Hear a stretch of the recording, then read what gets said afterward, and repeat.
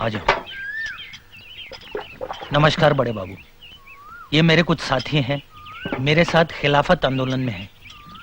ये अजमल है। आदाब। ये हुसैन है। आदाब। और ये शाबुद्दीन। आदाब। ये सावरकर हैं, विनायक सावरकर। वही सावरकर जिन्होंने जहाज के ऊपर से समुद्र में छलांग लगाई थी? हाँ हाँ। 11 बरस काला पानी में रहने के बाद अब ये यहाँ आए हैं। 11 बरस? हाँ। जनाब, आपको कितने वर्षों की कैद हुई है?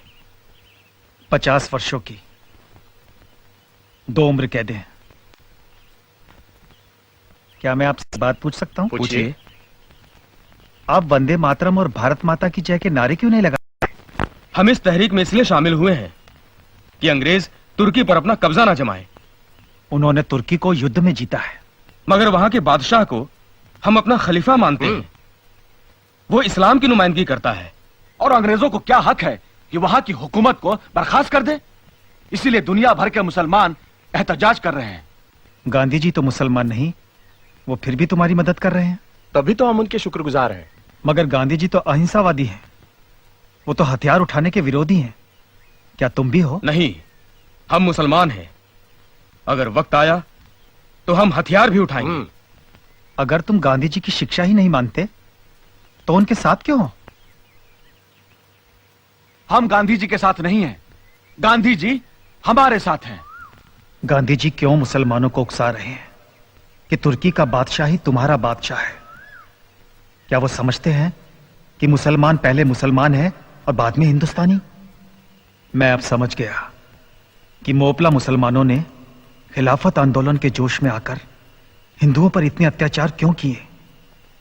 क्यों वहां हजारों हिंदुओं की हत्या कर दी गई, हजारों हिंदुओं को मुसलमान बना दिया गया, सैकड़ों औरतों का शील भंग किया गया, बच्चों को काट दिया गया।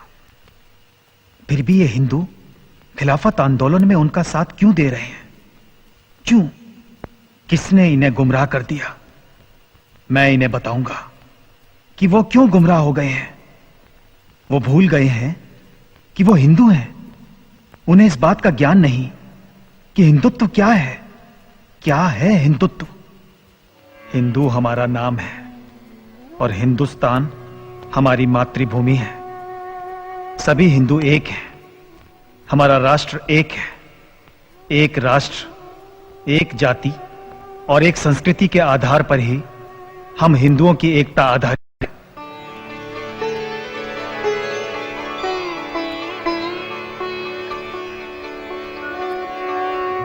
वे सभी व्यक्ति हिंदू हैं जो हिमालय से समुद्र तक इस समग्र देश को अपनी पितृभूमि के रूप में मान्यता देकर वंदना करते हैं, जिसकी धमनियों में उस महान जाति का रक्त प्रवाहित हो रहा है जिसका मूल सर्वप्रथम सप्त सिंधुओं में परिलक्षित होता रहा है और जो विश्व में हिंदू नाम से सुविख्यात है। हमारा कर्तव्य है कि हम देश में रहने वाले हिंदुओं, मुसलमानों, ईसाइयों और यहूदियों में यह पवित्र भाव जागृत कर सके कि हम सब सबसे पहले हिंदुस्तानी हैं और उसके बाद कुछ और। भारतीय राष्ट्र का सारभूत विवेचन जो इस काल कोठरी में किया गया, वो सीखचों के बीच में से कैसे बाहर निकल गया और कैसे प्रकाशित होकर लोगों के पास पहुंचा, किसी को कुछ पता न चला।